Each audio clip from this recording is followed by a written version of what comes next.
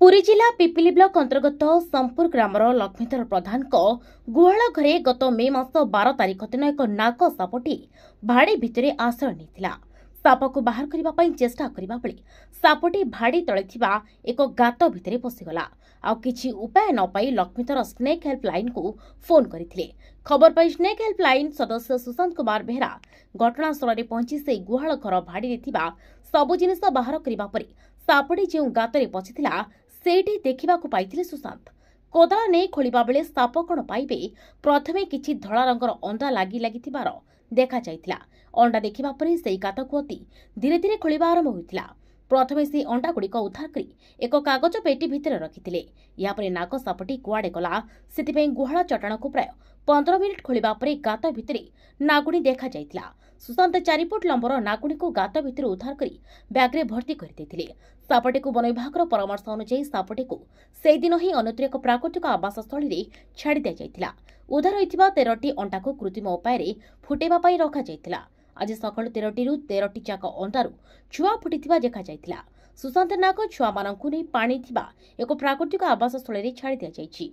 Snake helpline रखुंती एबे ओडिसार सबुआडे नागसाप अंडा फुटिबा आरंभ होइगलानी। वर्षा दिने लोकों बाड़ी बगीचारे अनावना घास सबू बढ़ी जाए।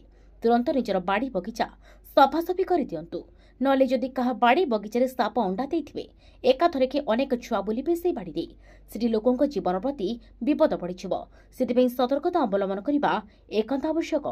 मो ना सुशांत बेहरा स्नेक हेल्पलाइन सदस्य मत दांड मुकुंदपुर निकटस्थ सोमपुर फोन करथिले लक्ष्मीधर बाबू 12 तारिख दिन मे 12 तारिख दिन से गाई खाइबा बोती रखी गुहाल पाखे से बोती आने जाती से गोटे नाग सापड़ा को बारंबार देखते तापर से स्नेक हेल्पलाइन सहायता लोड़ी मते फोन करते मु गली सेठू देखला गोटे गातरे नाग सापटी पशि जाइए सी छाड़ी कि न जीवार कारण से जगह अंडा देता से मैंने खोलाखोली कले परे 13टी अंडा उद्धार करागला।